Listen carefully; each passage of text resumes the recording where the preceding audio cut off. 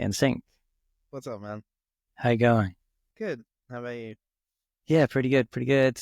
Yeah, I'm excited today. I feel excited about this chat. Um, Hell yeah. been kind of pondering what to call it. But I think digesting DM theory. We're going to go back into DM theory. Are you sure you don't want to go for probing? Probing. There was an idea, but yeah, I just want to rummage around in there and see what we can find. But yeah. Anyway, the crux of this conversation is that I really want to help for me and for the audience to take us through DM theory kind of step by step in a very slow, methodical manner where we kind of see which decision was made and why it was made and what decision could have possibly been made otherwise Okay. or not. Sure. So yeah, and I guess I want to start with the place I want to start is that we're already assuming that we've done the necessary steps to get to this necessary non-contingent ground, i.e. there is something rather than nothing. And yeah, I guess this is where I want to start. So that thing, that substance or existence in and of itself, that's what you call data, right? Well, data logic, but yeah. Sure, right. But I guess I'm curious to start with why data, because I mean, another way that you talk about data is uninterpreted information. And I'm wondering whether, is data and / uninterpreted information, does it mean anything in particular, or is it just another way of saying, non-contingent necessary existence? Yeah, I mean, it means something. Like maybe it has some other assumptions within the framing of that Well, it might particular. be helpful to explain, how I get to data, Sure, yeah. So really it goes back to the Cogito. Um, you know, I doubt, therefore I think, therefore I am. So this seems to me, like one of the most concrete places to begin an epistemological journey. But I think that, well, I think that a lot of people, first of all, underappreciate the importance of that doubt element. And secondly, I think people often Descartes himself was very hasty in terms of how he ended up sort of resolving the total problem, by appealing to his intuition that there was a good God, and that's how he secured, I guess, his knowledge of the world and all of this. But for me, actually, the kind of doubt that led Descartes to the Cogito is, I would extend it even further because the thing is that, I doubt, therefore I think, therefore I am, thus I exist. It's like, okay, that's a nugget of gold there, right? But that can be refined, because the thing is, this notion that appears in that sentence, right, is quite a problematic notion, right? It includes a whole bunch of assumptions. You and I might not even agree about just exactly what I consists in. You know what I mean?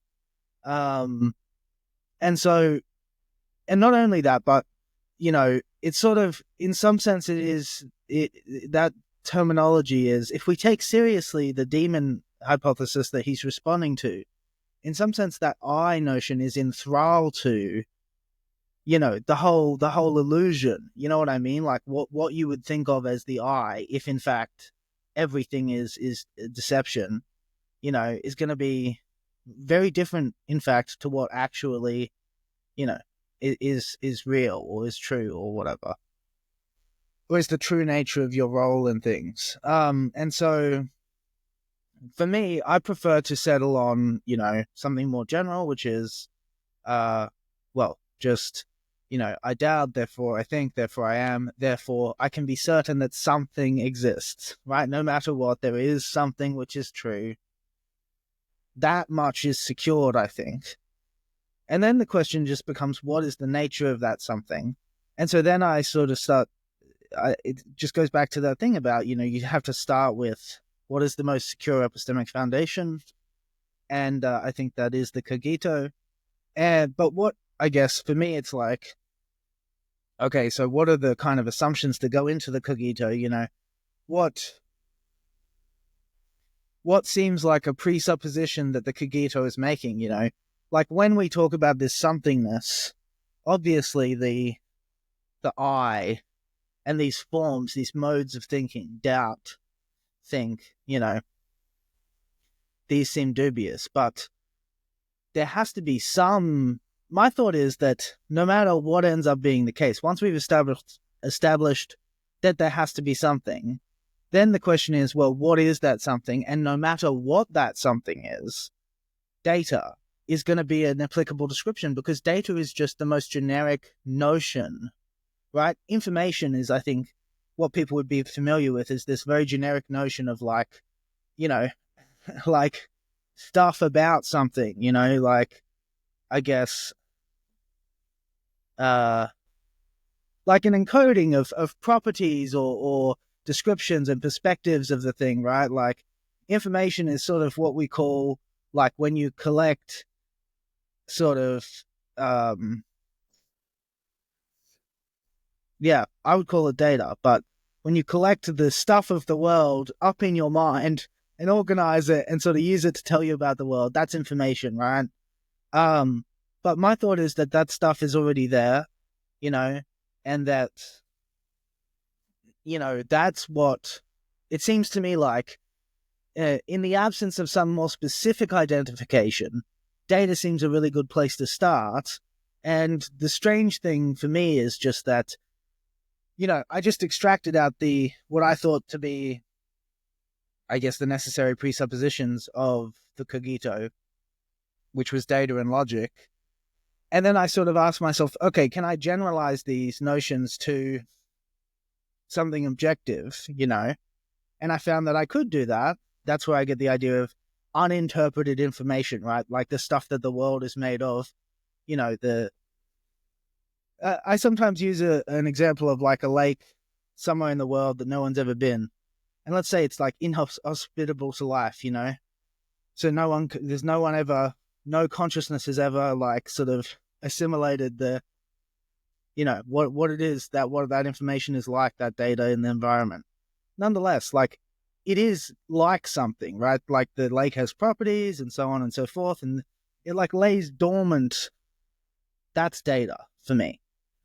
And so the strange thing is that when I made this sort of asked, okay, if I generalize these to sort of objective notions, okay, so then can I get any deeper than that? Is there anything more fundamental? And I found that it doesn't seem like it's possible to get any deeper than that. And then I thought to ask, well, okay, is it possible to use these to explain things? And I found that, well, at least I think you can do a really good job of explaining why the world is the way it is, by appealing to this notion that, well, fundamentally, existence is composed of data and logic. Right. So I'm still trying to put a pin on something very specific here, which is the term data. It's still in your description of it, sort of, okay, there's information that people don't really know. I feel like quite often people say like, oh, yeah, information is fundamental, but they don't really understand what that is as an object, and data as uninterpreted version of that thing that I don't know if people understand what it actually is as an object. Okay, I think I understand what you're saying, like in terms of, at least at some level, all you're saying is existence. Like there's something called existence, and it's a realism, and it's an objective thing. Almost that, but like the stuff of existence is unfortunately like that's what the sort of, it gets very primitive. That's a very primitive notion, the stuff of existence. But part of what I think maybe is an underappreciated thing that I'm trying to emphasize with the notion data is that it's determinate. It's not like that's partly what I'm trying to illustrate in the lake example is the world is already a certain way. It doesn't depend on consciousness to be a certain way. It just is that way. Data is just what you call the stuff that is whatever the way the world is, the stuff that the world is made of. Data is just our most general term for that. Yeah. So that's an emphasis on the realism part of it. Right? Yes. You're trying to avoid anyone coming in being like, oh, but anything that exists requires a conscious observer or anything like that. Well, it's not even that I'm trying to avoid something like that. It's more that the whole pattern of the logical scheme, I guess, that I'm applying to the cosmos in order to understand it relies on situating subjectivity as a downstream phenomenon, because it looks like when you do that, you get to use terminology in a certain way that leverages a lot of what I find to be the vindicating markers of science and the progress we've made in the last sort of 200 years. Okay. So I have some more questions around the arrival at that decision, because I know that you use the PSR and kind of part of your approach is to emphasize the PSR, at least in terms of coming to that decision, for example. But I was curious, does the PSR turn into something ontological for you? Like, is it embedded in the very data itself, or is it just a tool to try and access what existence is fundamentally for you?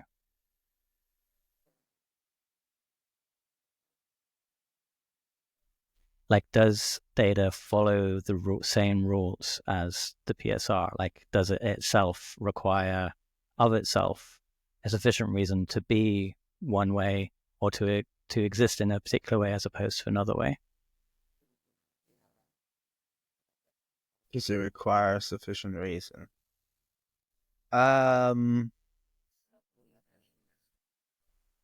Okay, I mean, so I think data in particular does satisfy the PSR, but because I would describe data as self-sufficient. So is data is in some sense what data names is the fact that due to the impossibility of nothingness, existence always is. So data names sort of the fact that the presence, that eternal presence that is existence, in the most fundamental sense of the term. Its essence as existence.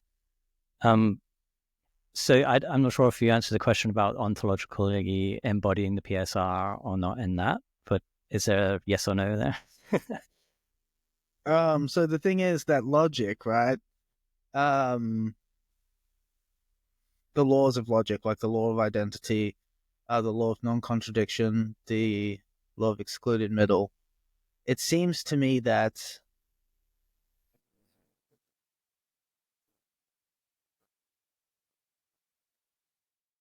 these are exceptions to the PSR, I suppose. I can't think of another way to phrase it. Yeah.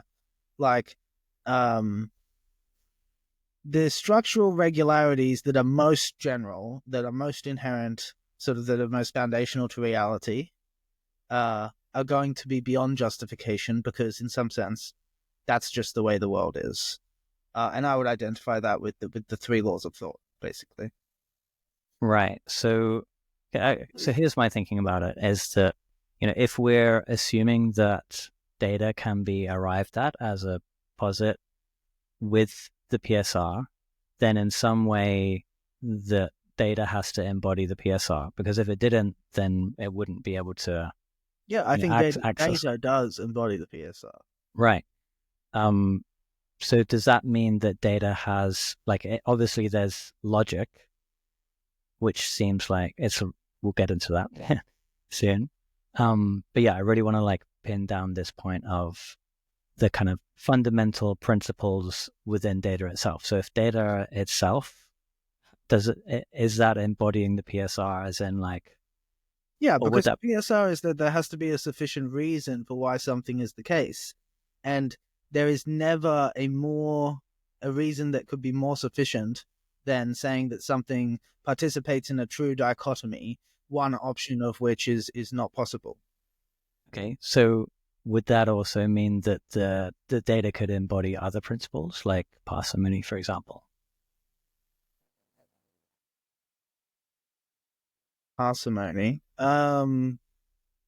Sure, but I think the talk of data embodying principles is a bit confusing, because that is where we get into logic, like the whole sense of data, like having any sense of dimensionality or complexity to it, beyond just like, say, some like just base essence. Yeah. All of that involves logic and the structural regularities that make the object of existence something with depth rather than just something 2D.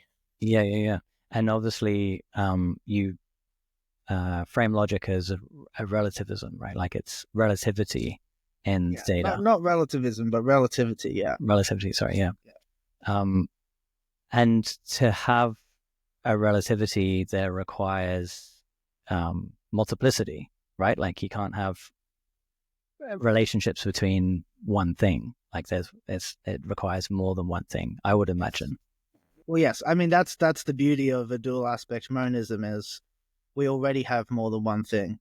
So it's logic, in some sense, is the relationality of data with itself. It's like, as data and logic come together, they complexify, and there's a kind of a hierarchy, a network or something that is inwardly embedded within the object of existence. Right. Is there a specific step where you go from, no, it's not one thing, it's multiple things?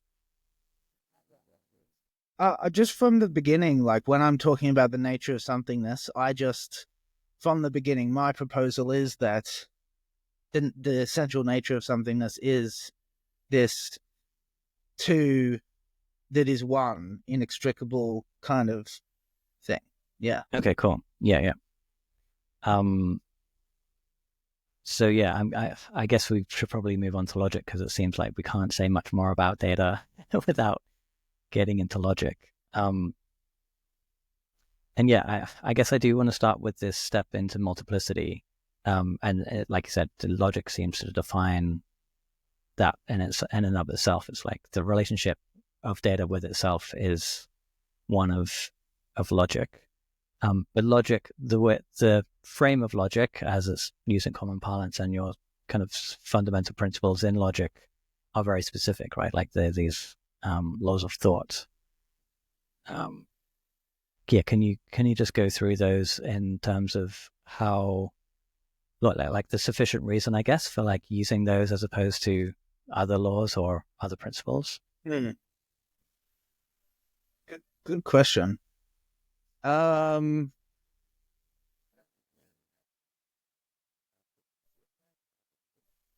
Okay, so I mean, the law of identity seems indispensable, because it's like it seems like almost like this. This is kind of what I mean. Is like, for me, when I'm thinking of the principle of identity, the law of identity, it's like, this is like what makes things things. Like, if it weren't for this, everything would be a jumble. There wouldn't be any identity. There wouldn't be any determinateness to anything. So it's like, I just see that as just being like, first of all, it's a key.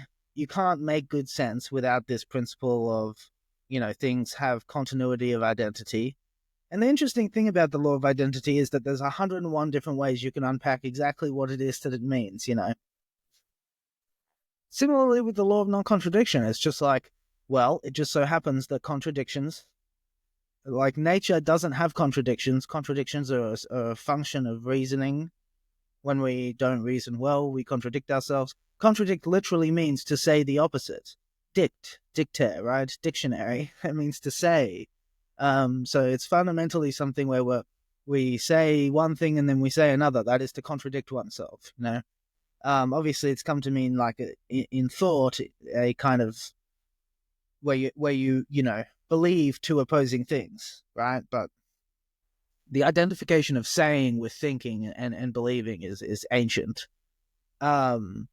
but yeah, it just turns out that contradictions lead to bad, the principle of explosion means if you are happy with contradictions, generally you end up in a bad place. Now, of course, you can be more sophisticated about it, but it's like, why bother? I don't know.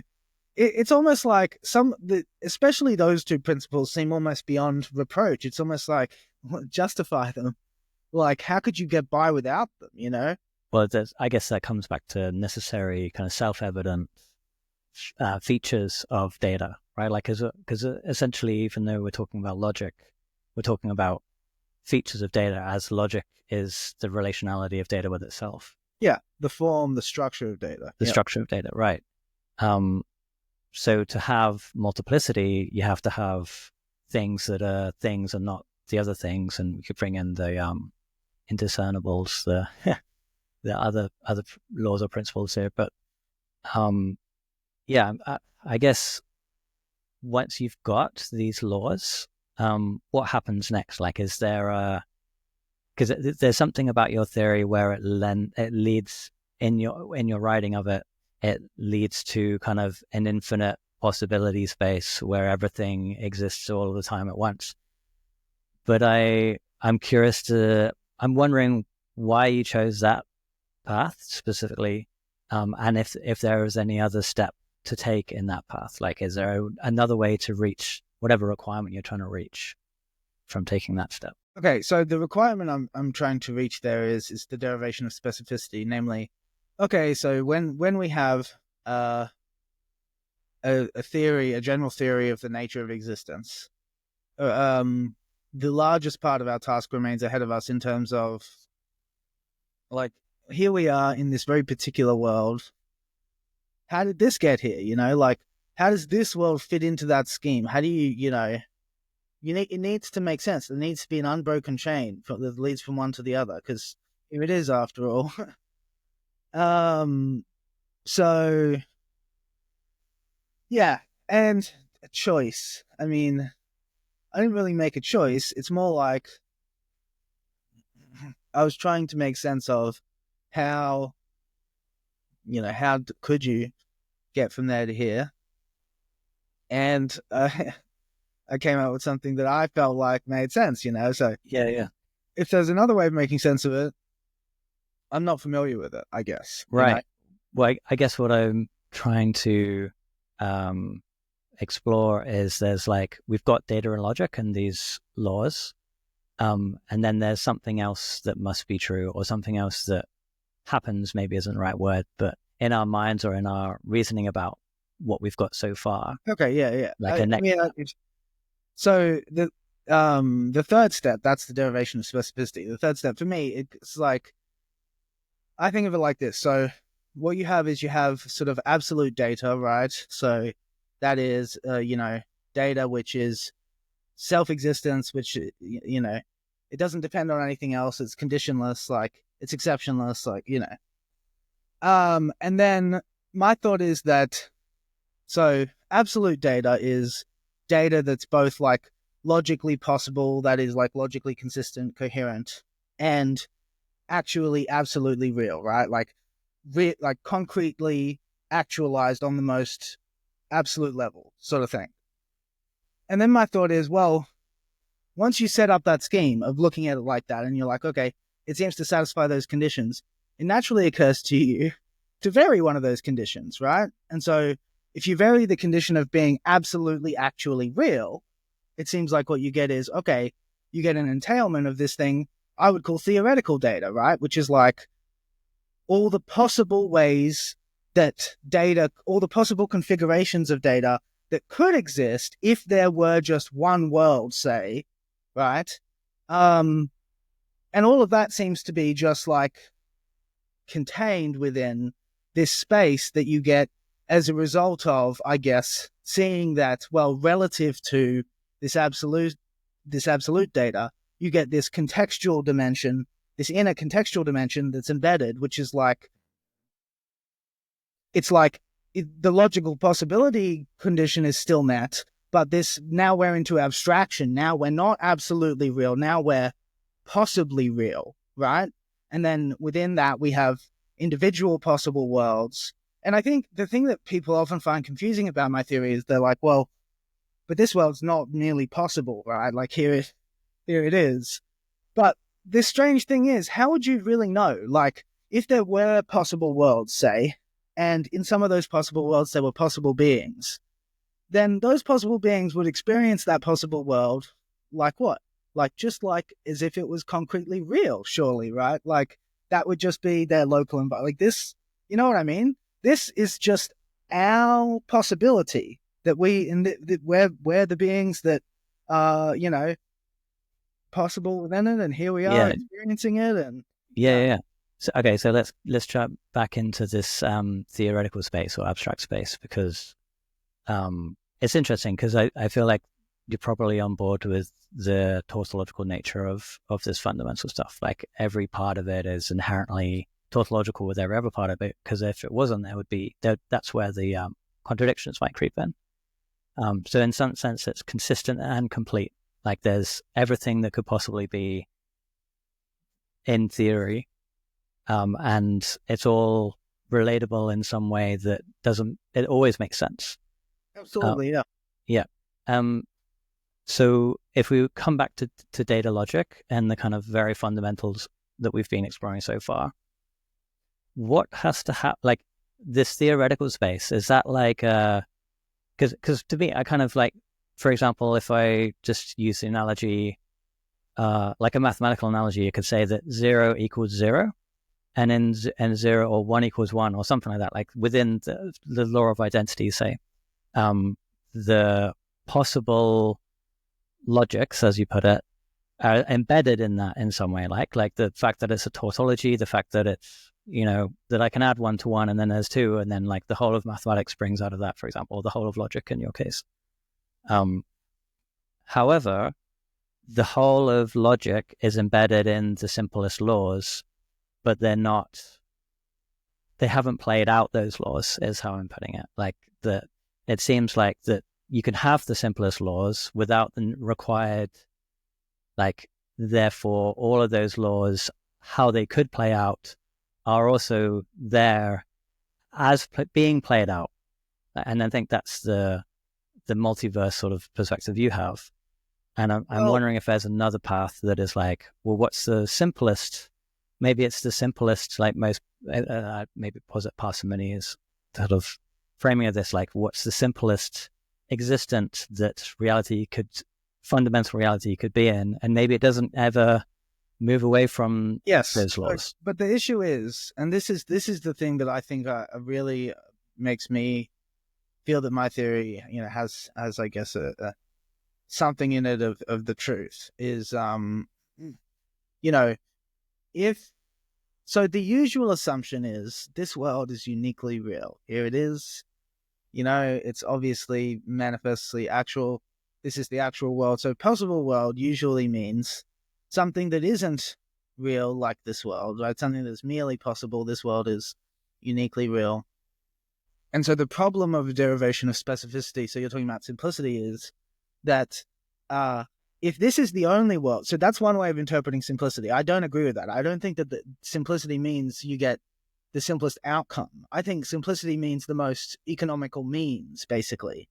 So I see the step involved in that step 3, that I see that as being very, very economical. It's just unpacking what's already sort of implicit in the theory, and it turns out to provide like reason to believe in a possibility space that, if it existed, immediately gives you a reason. Like one way of interpreting it is immediately that you have a reason for thinking of this world. So, but if you have a preference for thinking of this world as uniquely actual, right, then you're going to want to incorporate some kind of selector mechanism.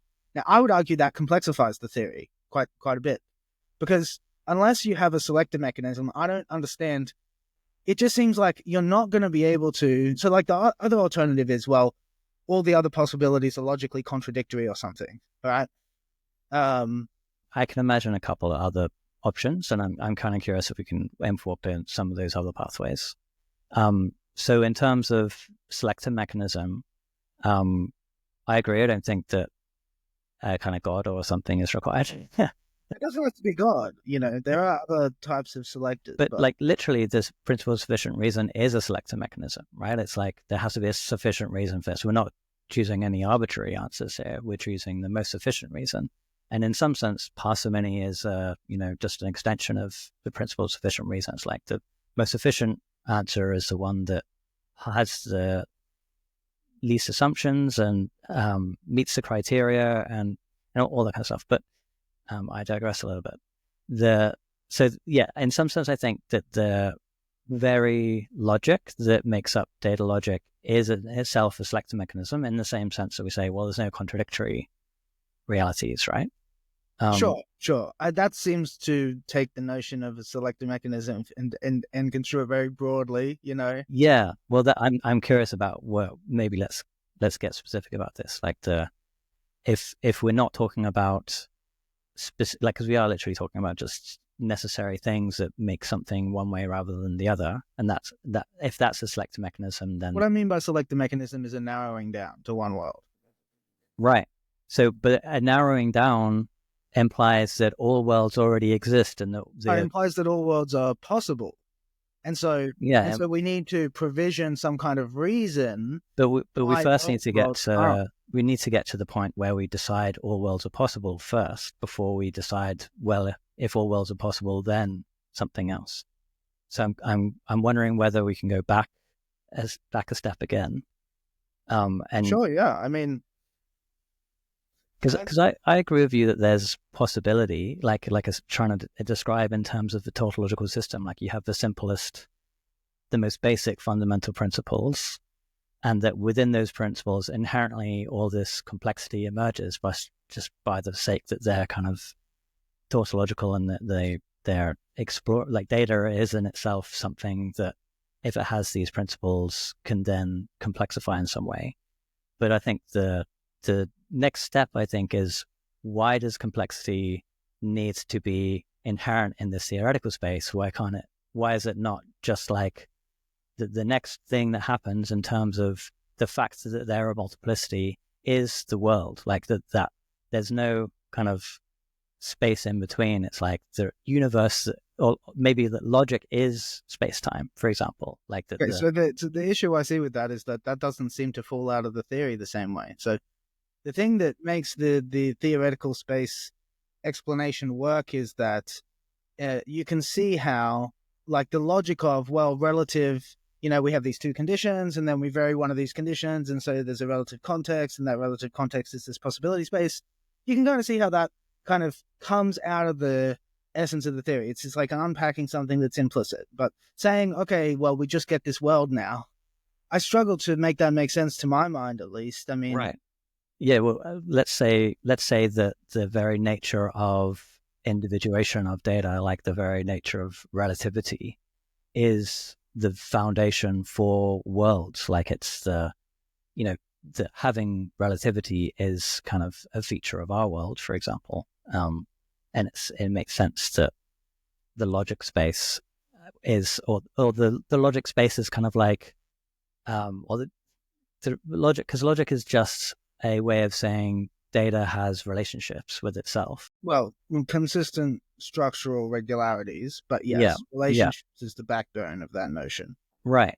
In order to posit relationships, there has to be pieces or parts or separate things.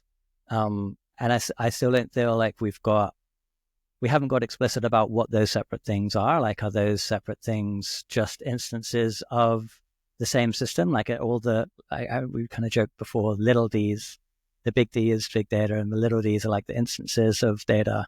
Are all of those little d's just exactly the same system? Like, are they copies or instantiations of the big D data, or are they something unique and different? And if they are, what is it about them that is unique and different? I'll shut up now. That's some of that. There's a lot there, I think, both. They are like instantiations of the big D data, little like miniatures. But obviously they're also like individuated, and I mean, So they have the same structure as like the same essence, existence. They're all made up of data and logic. It's just the data and logic is like, I mean, you could compare, I guess, like, the weaving together of a thread from many fibers, and then, a jumper or something, right? Or like a patch of cloth, and then we go to a larger and a jumper, or, it's like, it's the same material, but the more complex the pattern gets, right, the bigger the kind of unit gets. Right. Yeah, yeah. So let's try and get more specific here. So each individual instance, little d data, they contain the laws of thought, and they abide by the principle of sufficient reason. Maybe that's unnecessary because the laws of thought are there. But then they're also relating to each other through those laws of thought, like the logic. So the rules of between the little d's are data logic, and the instances of data logic are data logics. Are we correct so far? I mean, I think so. There was something in the middle there that I was a little, but I can't remember now. It might just be terminology or something, but yeah. Yeah, I'd love to hear it in your words. Like, if you can understand where I'm going with this, if you can, speak to it in your own way, or if you don't, just ask me questions.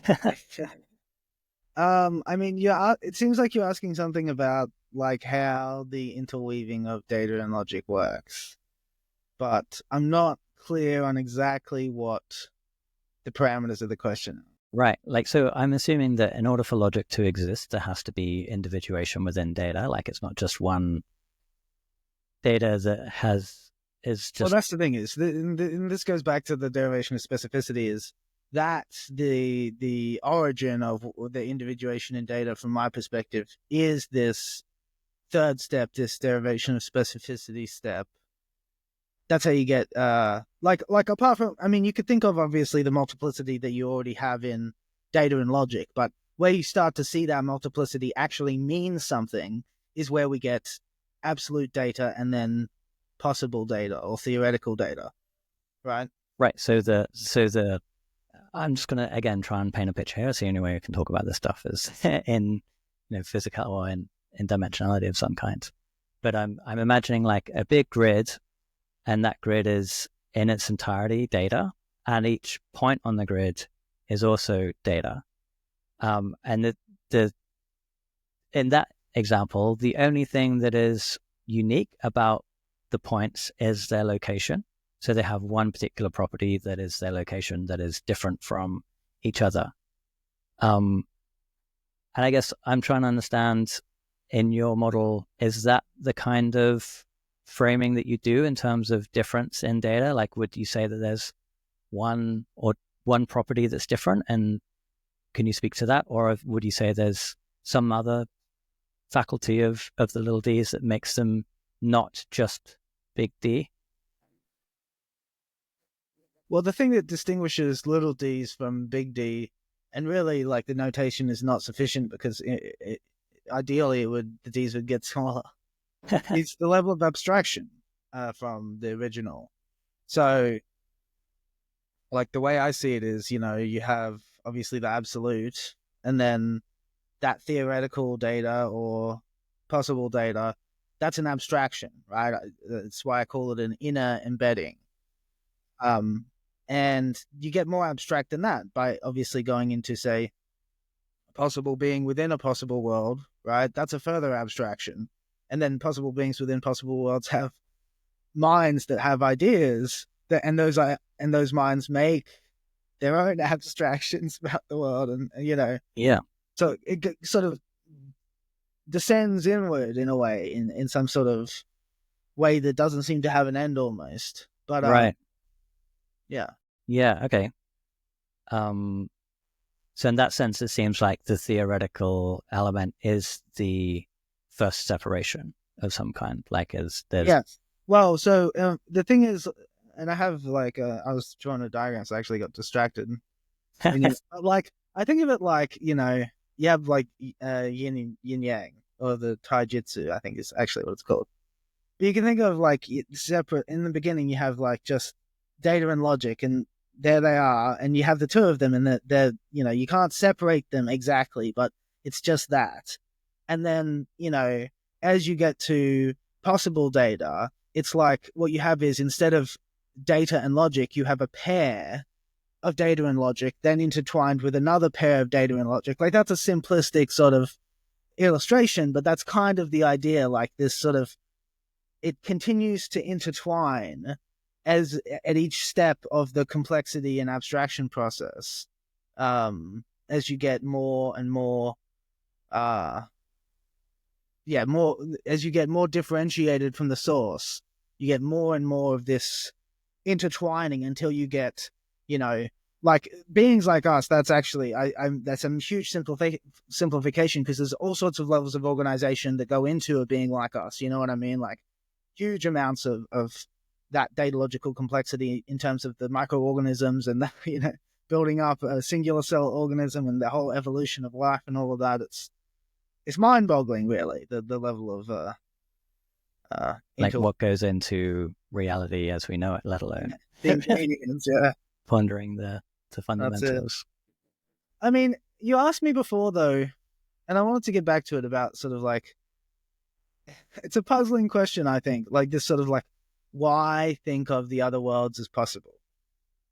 So, like, on the one hand, that's in the constitution of the movement. The movement is, we have logically possible data, but it's not actually absolute, right? It's instead like removed. It's actual in some abstract way. Namely, it's possible. It's merely possible, say. Right. Like, and is that the same as me saying that from 1 = 1 we get all of mathematics, because within that frame we can kind of extrapolate to any other function or expression of mathematics? Like, is that kind of what you're saying?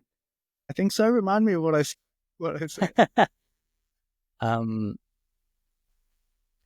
So it sounded like you're saying that within all possible logics, all possibilities and logic exist within the most simple constituents of data logic. Would that be accurate? Yes, kind of. And it is quite similar to the thing. Yeah, it is quite similar to the thing that you say in terms of all the possibilities like balanced at 0 or something like that. It's a similar kind of idea, but I think mine is a more static conception of that. Yours is maybe a more dynamic conception of that. Well, I think the dynamism of mine only comes after the kind of it's like your step is all possible worlds, and my step is one possible world with all possible expressions of sorts. Like, I think that it's like we jump off the same diving board, but we're jumping into two different pools. Yeah. So I mean, like I was sort of saying, you kind of asked like, why all possibilities? And the thing is that the nature of a logical possibility is that if it's not logically contradictory, then it's logically possible. So the question, like, why should we accept that those other possible worlds, so to speak, are like bona fide logical possibilities? And the answer is, unless you have some express reason to think otherwise, that is the default attitude. Right. Yeah. So I just want to get clear on some language around here, because I think I use a particular language, and that is of potential versus actualization. And actualization, I usually think of as where just because something's a potential doesn't mean it's actualized. Like, I could potentially think of a unicorn, but it's not actually existing in the world. And in the same sense, I could imagine that all possibilities in logic exist, but that doesn't mean that all possibilities are ontologically actual in some sense. Exactly. So, and this is the traditional conception that Aristotle advanced of the relationship between potentiality and actuality. Namely that potentiality is prior to actuality. Actuality is like a crystallization of potentiality, which is, there's obviously something true about that. There is a way in which that aptly captures some of what we mean when we're using the word actual, So what is it about logical possibilities alone that or like what principles necessitate the actualization of every possibility rather than their mere existence as potential. Yeah. So it's a reframing of this traditional received conception of possibility and actuality. So that rather than, because what you're saying right there, right, it presupposes, again, that this world is uniquely actual, right? And the thing is, you don't have any way of actually telling that that's true. All you can tell is that this is locally manifest to you, right? This is the locally manifest world. We can appeal to certain principles, but yeah, I get you. Well, what that actual means to us is manifest locally in space-time as something sort of we would dub as real, right? But the presupposition of the question, though, isn't buttressed by the observation that things here are real. The presupposition being that other possible worlds are quote unquote merely possible. They're not actually real. That's the supposition of asking, well, how come those other worlds are actualized? My thought is, instead of how come those other worlds are actualized, why maintain the thought that this world is actualized? Instead of, because we can just think of actualization as this. Actualization is just what you call it when you experience a possibility as locally manifest, as concretely real, as being there, right? Like, this is part of why in the derivation I say, that the sort of data is absolute. It's absolutely actually real, right? Because then the difference is the absoluteness is diluted, and the actuality is diluted as well into possibility. And then within possibility, you get a derivative kind of actuality, which is like here and now actuality, right? It's not like base actuality, like the isness of existence. Instead, it's the local isness of this world.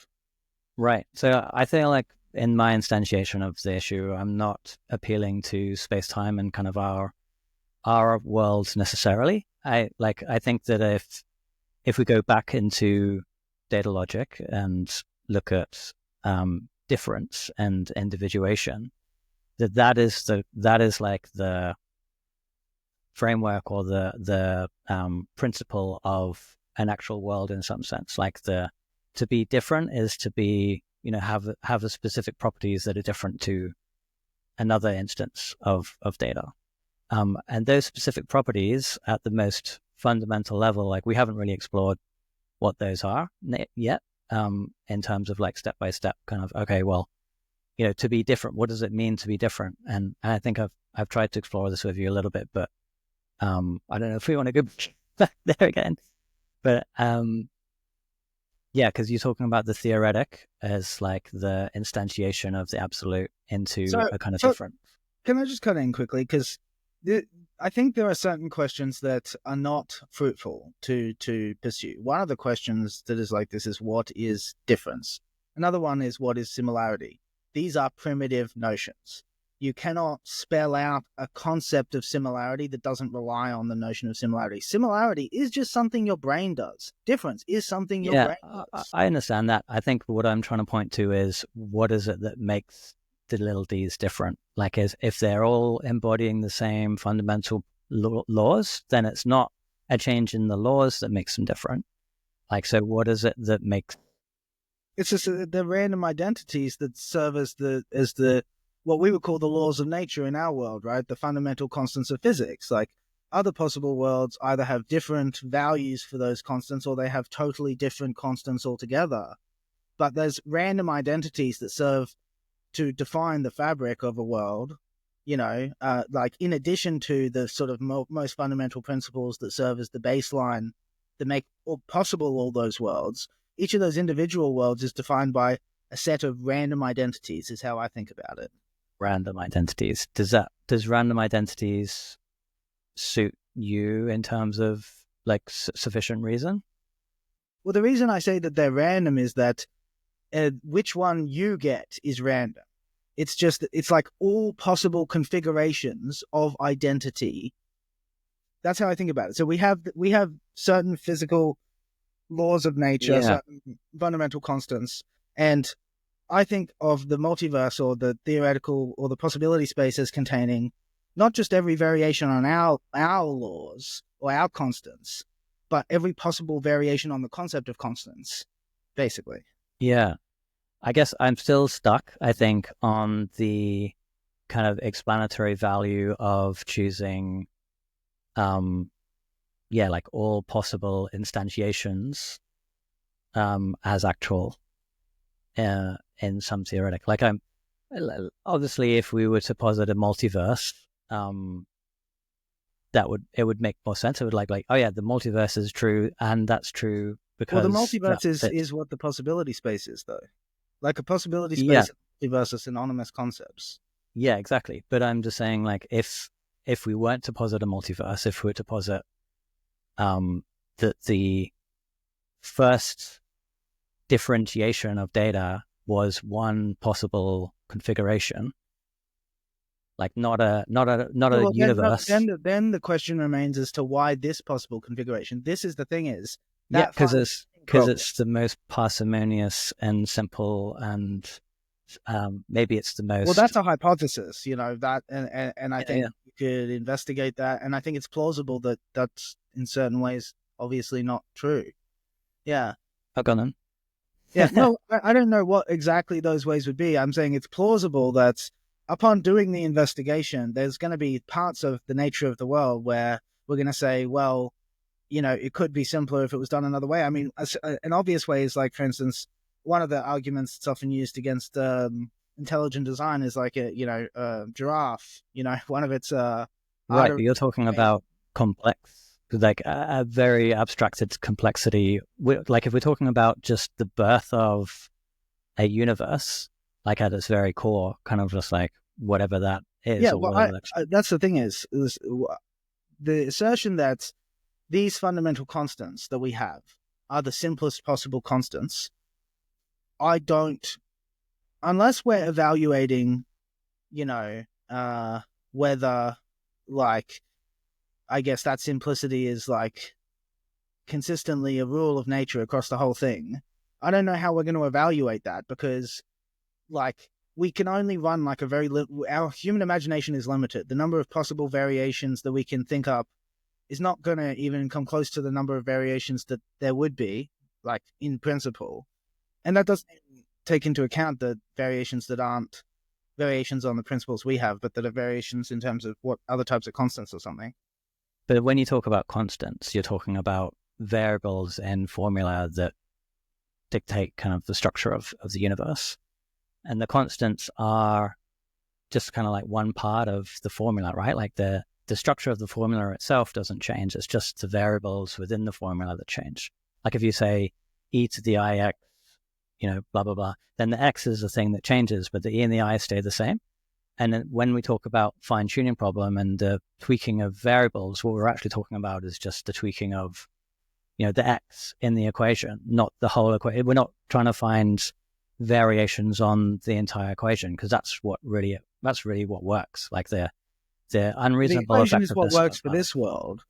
That doesn't take into account the idea that other worlds, if other worlds had different physical constants, obviously the equation would look different, right? but no, the constants aren't the equation. The equation is always the same if even if the constants change, right? Like the value changes of what the Well, whole no, the equation equation comes expresses a out to. relationship between the constants. If the numbers, like if the values of the constants change sufficiently, then that relationship is going to change, and therefore the form of the equation is going to change as well. Right, but the mathematics, like if you have an e, for example, that's a specific value, and an I has a specific value, and cosine has a specific function. Like these things have specific functions, and if Sure, but those aren't the variables that those aren't the variables that change. No, they're the things that stay the same yeah, within an those aren't the equation. variables that are in question when we're talking about the Right. fundamental constants of physics. The Yeah. variables Yeah. in question are the strong and the weak nuclear force. Right. And So those are embedded in larger equations, right? Like they're not the entire equation. They're just the constants, like you say. They're just the things that we have to be a particular way in as a yes, particular value. but the usual thought is that the constants aren't that the constants transcend the equation in a way because the constants define constraints on nature, and whereas the rest of the equation is how we make sense of our relationship with nature. Well, if you think about it like this, like if you have an equation that gives you a curve on a graph, let's say, and then you change change a variable, then the curve is going to change, but you're still going to have a curve. Like the form of the curve is maintained within the equation, regardless of if you change the numbers in it, or it might flatten out, or it might, or yes, even just the form of drawing a line on a 2D surface, yes, is maintained. And I think when we're talking about changing the constants of nature, there's some kind of form that is maintained regardless of what constants. Well, this is kind of what I was trying to delineate, is there's two types of ways you can imagine the constants of nature being different to what they are. The first way is where this form is maintained and the values change of specific variables. The second way is that the actual total form of the equation changes, that nature is just totally different to what we have here, that, it might not even be appropriate to call it physics. It's some other kind of system. Yeah, but you might be able to have a valid equation that has no coherence whatsoever to any kind of system whatsoever. Like it could be that everything that isn't set up the way that it's set up in terms of, fundamental, I don't know how small we're talking about here, but there's a point at which there is a conflict of interest of sorts. Like there's a, like the universe is the way, like is fine tuned as such in a way that it makes sense. It's stable. It's sort of, the constants are such that, the universe has structure and space-time is like a container for that. And if we were to change like the space-time, something about space-time structure, then that could just collapse into a black hole and not exist, or like, or not even a black hole. It wouldn't make sense to have a black hole unless there was space-time. It's not clear how that outcome satisfies simplicity any more or less, though. Because those things aren't existing anywhere. That doesn't seem to be a black hole, right? Or some empty universe or whatever. Like, that's an outcome, right? But that only makes sense in the sense of a space-time like ours, right? Like a black hole only makes sense because it's our space-time set up with a anomaly in it, like a gravity well. So like to have just a black hole, or like just a wrong equation somewhere doing the wrong thing. Just a universe full of empty, like full of dead matter where you never got complex particles or something, right? It would have to be, yeah. Well, I don't know. We haven't done those simulations yet, but yeah, I still feel like there's something about there's like a missing section. Okay. The thing I'm puzzled about is I can't make out how you figure that an outcome where it's just this universe, right, is I can see how you think that's simpler than a multiverse, although I think that's that seems to me to be a confusion, because the thing that is supposed to be simple or not isn't usually the outcome. It's usually the initial part. But comparing, say, for instance, a universe that was not interesting, or that didn't permit life, or that just contained dead, hydrogen that never got more complex than that, or I don't know what, something like that. It's not clear to me how this universe is more parsimonious than that. That seems equally parsimonious. I can't see how this is somehow preferable on the basis of parsimony. Okay, that's fair enough. Yeah, I just want to preface that my sense of it, or the way that I'd frame it, just for clarity, is that the initial individuation of data is the foundations of a universe, and that's the kind of initial conditions of the universe is individuation, because to give things difference is to give things the capacity to be in relationship. And then the next step would be that the most parsimonious and most fundamental instantiation of logic, like the first outcome of complexity of the laws of logic are also the foundations for a universe, and specifically in the models that I like, it's a universe of energy. Like, so that attempting at explaining energy and the foundations of energy, and then it's also the foundations of, because that's the first step. That is kind of like the universe that we exist in. Like, there's no difference between, there's no like extra. Yeah, to get to I us. think the issue is, I just think that like the issue comes down to the fact that I don't know how you could tell a compelling story necessarily, or as compelling a story, about how you get something like archeons from data logic, as to the story that I'm telling about how come I get the possibility space, or how do I derive that? Like, because that seems real intuitive to me. And, and maybe this is just a details thing, because that part of your theory you haven't really, got fully fleshed out. Yeah, I mean, trying to flesh it out here is sort of for life. Yeah. And yeah, it obviously makes sense to me that you would find your model more intuitive and I'd find my model more intuitive. Obviously. And yeah, and maybe this is a conversation for another time, kind of unpacking both. But yeah, I think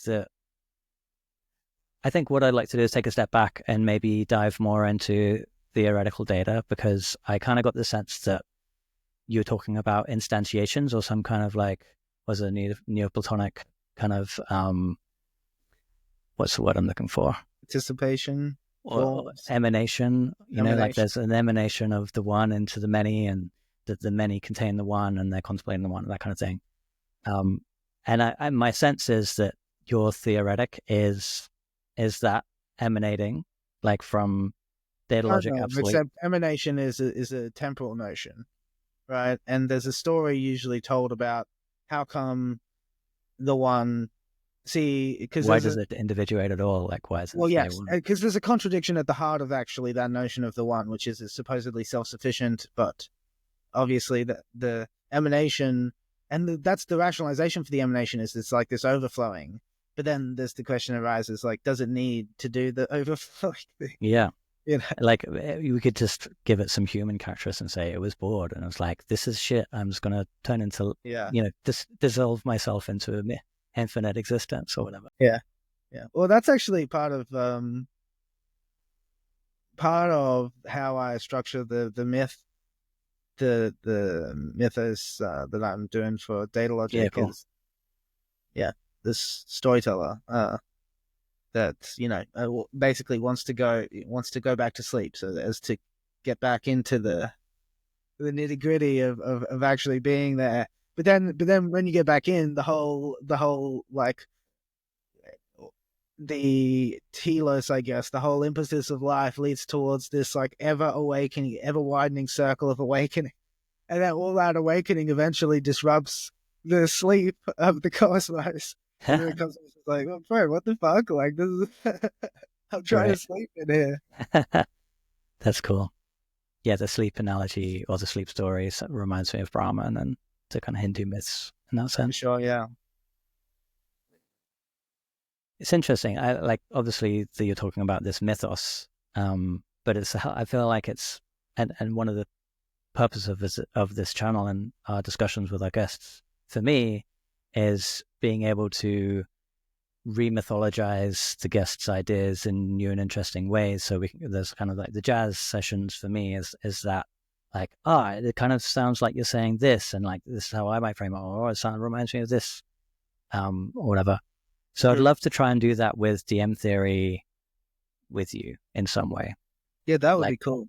Yeah, maybe for another time, because I feel like I still need to get into the nitty gritty of it. Well, I think a big part of our disagreement seems to boil down to that you prefer a dynamic concept of the world, and that, I think, really comes out in your want to have that derivation step be one of like differentiation immediately, is that beginning of dynamism. Which I get that impulse. I understand that impulse. It's not an impulse I personally share. And I think for me, like when I think of my metaphysical picture, instead of this idea of incorporating dynamism as soon as possible, it's almost an idea of dynamism is this weird, paradoxical thing that is like part of perspective and experience, but there's a way in which that it becomes real through that. Like there's a way in which, like it's not truly static because of experiencing subjects, you know what I mean, and the becoming of Right. that. But yeah, I think my preference for that, like that story about the step 2 to 3, is for something that falls out naturally, rather than being, because I actually kind of started to get a sense of what you were kind of saying, which is, well, if we kind of make the assumption that this dynamism is coming in pretty soon, well, then it makes sense to kind of go, well, a building up is going to build up from the simplest next step, right? And then the simplest step after that. And that makes sense to me.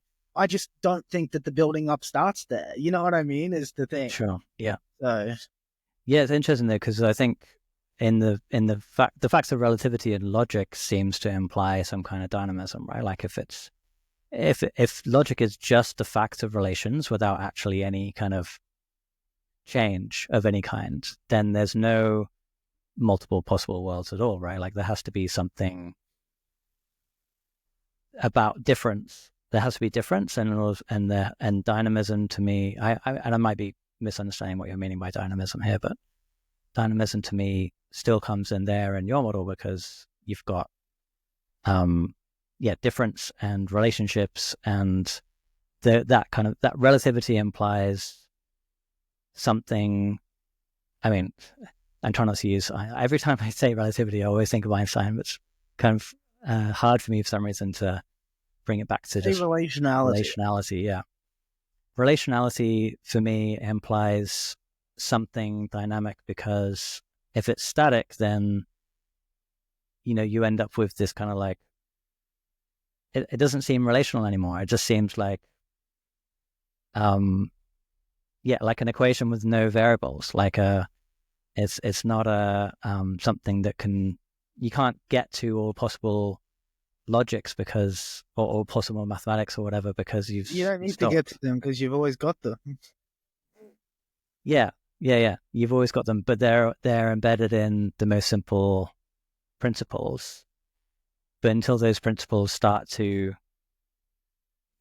play, no, see, that's the thing is, and this is what I mean is, for me, there isn't a question of until the principles start to play. It's like the principles are always in play, and then this becoming part arises as a paradoxical, how do you incorporate this? And there's a sense in which, that's like more real even than, that static. And I appreciate that in emphasizing that static structure, that there's something unbalanced in the scheme that I prefer. But it makes really good sense though, like, so it's like, yeah, fair enough. I also want to preface that the models that I like do have static elements, and it's not all like it's not exactly like well, of course they have static elements. Like there's a step at which I think we're on the same page about the static. It's just you're bringing in the dynamism, I think, before me. Just a bit earlier. Yeah.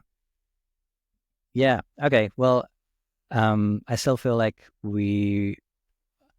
really want to understand the process again, like the non-process process of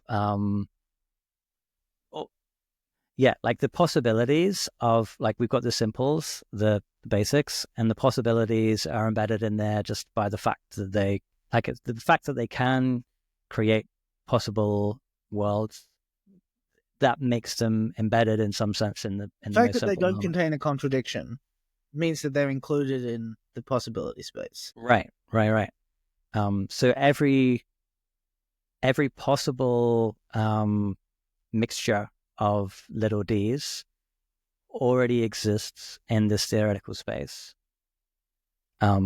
And because of that, because they already exist in the theoretical space, anything that is a world exists, and there's sort of this block theory of time element. It's kind of embedded in, the block is embedded in, again, it's hard to talk about this stuff because we're using temporal notions and physical notions, but well, I'm curious actually, talking about block theory of time, do you feel like your theory gets around any of the criticisms of block theory, like in terms of motion and energy? I don't know. I'm familiar enough with the criticisms to give an educated response to that. That's fair. Well, maybe we'll go into that another time. I feel like it's a bit of an aside. Yeah, maybe we've touched on everything that I want to touch on. Tell me a bit more about this, like, because you said for you relationality and dynamism, that's, you see those two things as being, I guess, linked, right? Tied together or something. Could you on that for me? Yeah. So like, I think like in your myth, you're sort of the sense that, there's something that, why is there not one thing? Why is there multiple things? And like, what is it about the one thing that leads to multiple things? And I say leads doesn't mean as in a temporal, like first it was one thing, then it was many things. It's sort of inherent in its nature.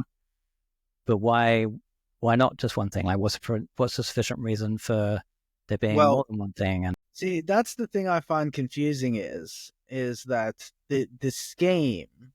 So the scheme indicates that it contains all of the things.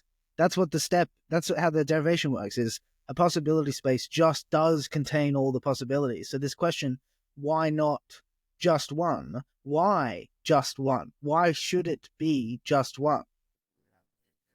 Right. Well, I guess the difference there is the instantiation of possibilities, like what an actual possibility is. And because you've got your theoretic space, that makes sense in DM theory, that the theoretic as a kind of holder or container for all possibilities just has all possible configurations in it, and they're not like next to each other in some kind of, like, calling it a container gives it this three-dimensional sense, and they're not literally like next to each other or interacting in any way, I'd say, either, even though I have questions about continued that I think is an open continuity. question, and also the spatial.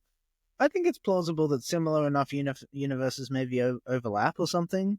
I'm not sure. I don't know for sure. Yeah, what if all universes overlapped and it was just one big universe? Could be. With all possibilities. Could be. That would be really interesting. I kind of doubt that, just because I think that there are ways that things can be. So, like, have you seen what's it called? Everything, Everywhere, All at Once. Yeah, Great movie. Yeah, it is a great movie. That, I think, is quite an exaggeration, because it's almost like every detail can be varied. You know what I mean? But I do think that there's something to the idea of a distance in terms of how different things are. You know what I mean? That seems to make some sense to me. Like, I know a compossibility. Maybe. I'm not sure. I'm not settled on anything in that space. It's just like, it makes a vague amount of sense to me that, possibilities that are very different are further away, even though that's a spatial metaphor, and obviously this is like something, Yeah. that makes some. So it seems intuitive or something. Yeah, like, in order for there to be separation, it almost feels like there has to be a spatial component, like of some kind. Like, yeah, but it might not be a space in the usual sense of what we. Right, not yep, like dimensionality, but not in terms of like. I think space is 3D. probably a very general notion, much more general than we usually think. And I think that's where a lot of the paradoxical thoughts about, okay, expanding into what, and this kind of thing is all. It's all because place and space are primitive notions, just like similarity and difference. Like, there are certain notions that populate our ideas about the world that you can't get more primitive. Yeah, space is one of those notions. Yeah, I'd agree with that, and I think that a good metaphysical or theory of unified metaphysics, get my terminology right, would account for space in some particular way, as Yes. well as time, probably. And Should give an account of these things. But I think part of what is important is to expect it to give an account in terms of like a sufficient reason to make it so, not in terms of, say, like summarizing it to something more like a more concise description, because that's for certain notions that's just not possible. Or it's outside the scope of a metaphysician and more of a special science. It's that as well. It's that as well. But seriously, like my personal and professional, I guess, as a philosopher's opinion is that like something like difference, if you're trying to like give an account of difference, like good luck. Well, it's like, I think that it's, it's one of those necessary components, right? Like, it's almost like, well, we're here talking about stuff in a space that is different, contains difference. You can give an account of the origin of difference. You can give an account of what difference consists in, and so on and so forth. But to like reduce difference to something more fundamental isn't possible, I don't think. Yep. Well, because then you'd have to give an account of why the single thing bothers to be a different thing. Mm-hmm. Well, yeah. There isn't. Yeah, exactly. The whole idea of reducing to something else invokes the very concept you're supposedly reducing away from. Right. There's also a sense that, like, if you've got one thing, what is it? It seems arbitrary to stop at one. Like, if that's assuming you start with 0 there. If you start at 1. Yeah. Or if you start at 1 made of 2, maybe you just automatically get the whole slew of things. Yeah. But like, why 2 and not, anyway. What would be the third thing? See, I think in the past there was a good proposal along those lines in terms of positive, negative, and neutral. That's very plausible triad. And obviously there's the Christian conception of the Trinity. But I just think dual aspect monism is much more robust as far as like the structure of the theory goes. Yeah, and you've kind of got 3 things there. You've got the one thing made of 2 things, which similarly to the Christian triad. Well, that's one of the things I really like about the yin yang is that it sort of is a testament to the plausibility of a conception like that, because people have believed in that idea for a long time. The reality is something like that. It's weird, but Yeah, I mean, and I think we're straying into territory around like the assuming that the fundamental stuff is in some way similar to the stuff that we experience, because the stuff we experience is made of the fundamental stuff. And then that, as another question for another time again, but like, what is it about the fundamental stuff that we can be sure of in terms of what we're experiencing? But yeah, let's not go there right now. Yeah, that's like the problem of epistemic access for metaphysics, which is a vexing problem, Yeah. One of the reasons I think that logical positivism and other intellectual trends in recent history have chosen to denigrate metaphysics as a kind of an empty charlatan's game. I'm kind of curious, actually. Are there other principles that you'd apply to our reality, like our possible world? Such as, like, would you apply the principles of sufficient reason and parsimony, or efficient? Like, do you think that we live in an efficient universe, like in terms of conservation laws, and or like we don't seem to have arbitrariness in our universe at a certain point? Yes, I would think we appear to live in a universe that respects efficiency, although that's a vague and nebulous notion. That strikes me as a true characterization, but what exactly that consists in, that judgment, I'm not exactly sure. I mean, it seems like physics in general is a conservative phenomenon, So the principle of least action or of least effort, things generally will take the path that involves expending the least amount of energy, kind of thing, And do you feel like those kinds of principles and laws, are they embedded somewhere deeper in the theoretic, or is that sort of like the layer of our universe block? That's the only place that they exist. The question of efficiency, I think, only comes out when you get matter in motion.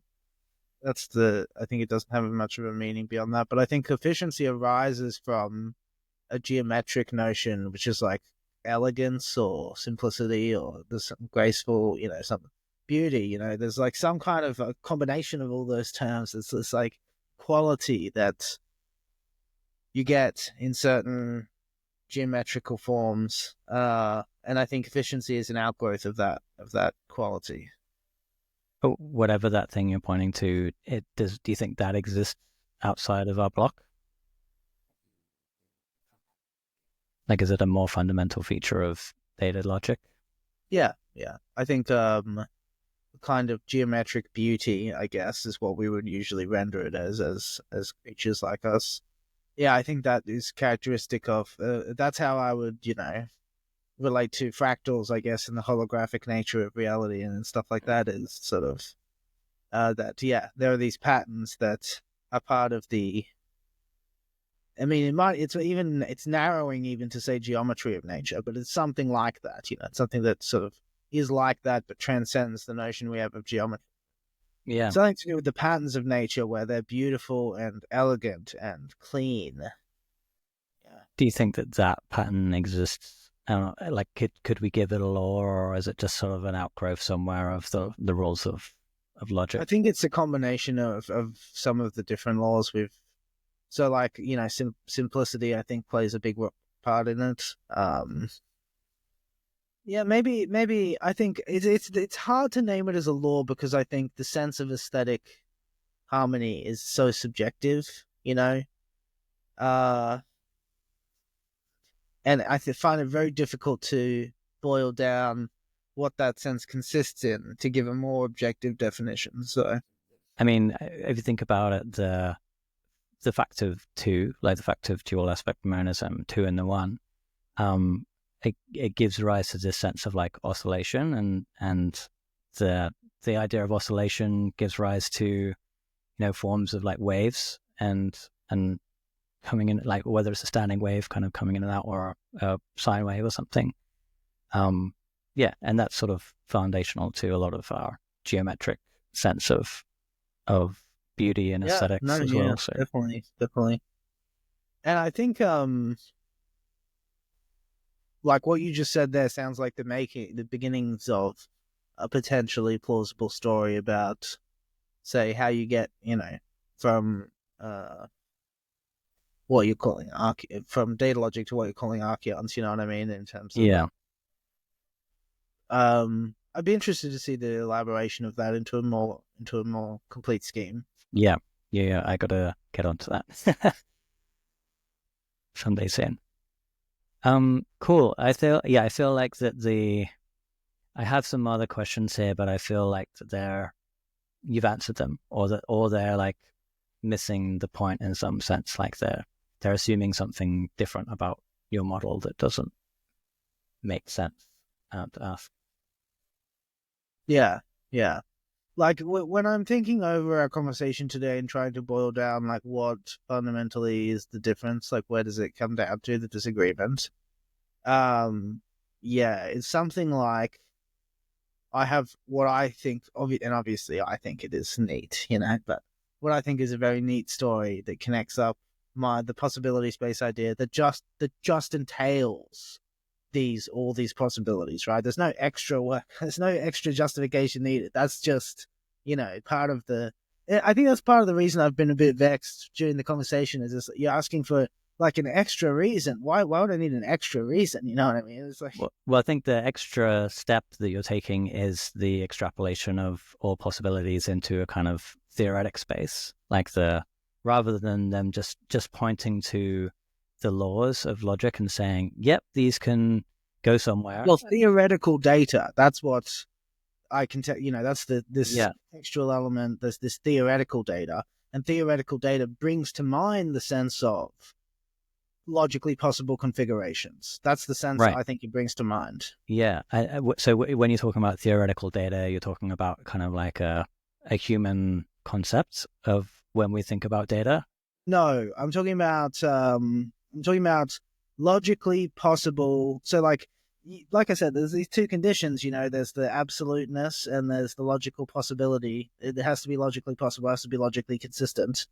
So if we vary the absoluteness, then we get logically possible data, right?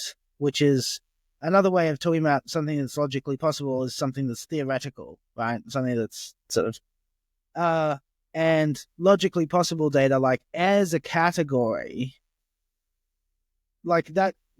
I can't see a way of avoiding this idea of it becoming a category because Right, but an ontological category. Pardon? But it's an ontological category, Yes, an not just ontological category. Yes. yeah, Yeah, descriptive. it just names a collection. Like that's just in its nature. It is a collection that stands relative to the absolute. So the way that I'm trying to think of it is that the laws have all possibilities in their mixture, but those mixtures don't instantiate until we think about what those could be. Like that's the theoretic. Let's say analogy of the theoretic, right? Like, oh, what if I add 1 and 1? Oh, and then I get 2. But the ontological category of that mixing, that kind of thinking about what the laws could entail. That's the step that I wouldn't take. That you do, I think, like that it just because they can possibly exist in the laws, like just because the laws can extrapolate to infinite complexity of some kind, that doesn't mean that I will try and figure out what that complexity is as an analogy, and therefore all that complexity then exists in a theoretical sense. Like it's I don't know. I think part of the difficulty is your attachment of the cognitive faculty to this notion of it being theoretical, which I'm not really doing that. When I'm calling it theoretical data, I just mean that it is a logically possible configuration. That's what I mean. So this is something that's theoretical. I think of as something that has not been actualized in practice, but could be, and that's really what a logical possibility is. So a logical possibility is something that hasn't been actualized in practice, but could be. That's a very rudimentary definition. But we don't, at that point, we don't know what that possibility is. We're just saying there is a logical possibility that could be actualized. In fact, there are infinite. There are many, many, as long as they're not contradictory, there are many combinations, leading to lots of complexity that could come out of this data or data logic, absolute data logic. Could come out. Yeah. That's the thing, I think, because it's not an idea of could come out of. It's the idea of data logic necessarily entails this notion of logically possible data. And logically possible data isn't things that could come out of it, so to speak. Instead, it's like ways the world could be if there were only one world, kind of thing. Or something like that. Yeah, so I'm still not sure about this step. I don't know if we're at an impasse here, it might just be like I'm being dumb or something. But no, it's probably not that you're being dumb. Yeah, like what do you think the disagreement is? I think the disagreement comes down to your categorization that the understanding that all possible combinations of data, that the fact of that possibility creates or suggests a necessary fact of all of those possibilities being actually there in some way. No, like see, that's the thing. They don't have to actually be there. None of them are actually there. This world isn't actually here in the sense of being uniquely manifest, right? In the sense of being something more than merely a possible world. This world isn't something more than merely possible. This world, from my perspective, this world just is a mere possibility. And what we call actuality is that we are instantiated within it.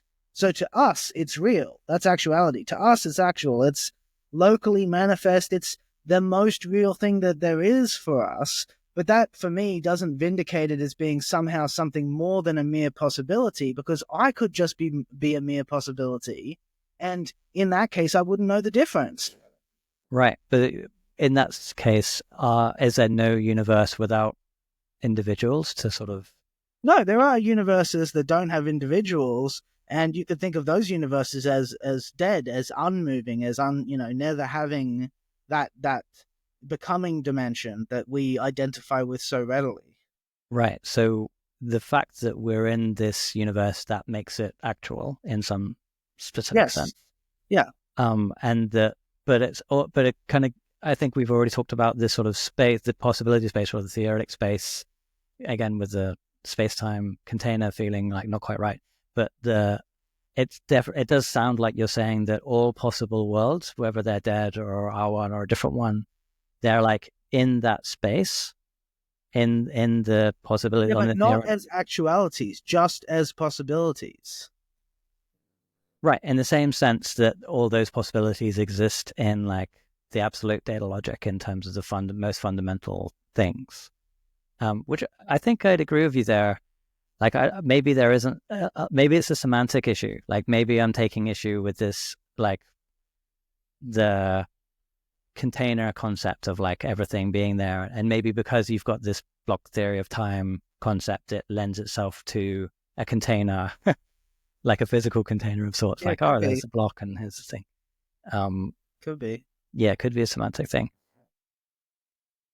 I'm not sure. I think I'll have to have more conversations with you about this. I don't want to bore our audience with Maybe us it would like be maybe it would be helpful, before we talk about it again, to go over this recording together. Yeah. No, good idea. Good idea. Yeah. Or I don't think I have anything else. Yeah, because like I've got questions here like, does every possible reality have equal ontological status? Well, the answer to that is yes. The answer is yes. And if every possible reality exists, does that mean that differentiation itself is arbitrary, or is there an underlying principle guiding it? And we kind of covered the differentiation, and I guess there's not really a law governing possibilities other than the fact that it sits within the laws, like the laws allow for whatever possibilities. Yeah, it's one of the determinate configurations, which are individuated by just being different. Yeah.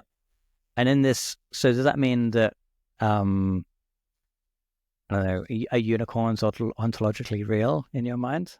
Some universe, maybe. I don't know. Who knows? But not just in the universe, I guess. In a, like, if there must be a configuration in data logic that makes sense where a unicorn just exists, like doesn't need a universe, it doesn't need any other reason to... I don't know. That doesn't sound plausible. I think you generally need generally when I think of possible worlds, and I think this is a way in which my conception differs a lot from other people's, is other people think of like, you have like, say there's parallel worlds or whatever, and then every time you make a decision, there's another split in the time. It creates new worlds, yeah. Exactly. I think that's wrong. I think the only way you get different parallel, quote unquote, worlds is if there's a difference that you can trace back to the beginning, because you don't get differences downstream unless there's a difference at the beginning.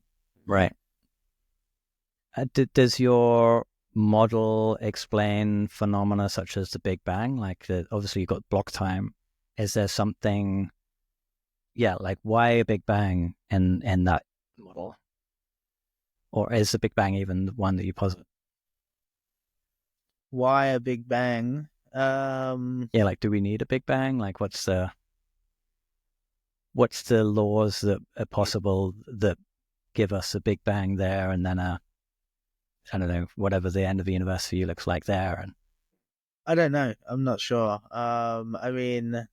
just logical possibility, right? Like, it's... Yeah, like this is just one of the ways things could have been. So like, it's why a Big Bang? Well, because there's no reason not... there's nothing that would be problematic about that possibility. And also that possibility happens to entail life forms to kind of go, oh, look at how fucking cool that is. That's crazy. Cool.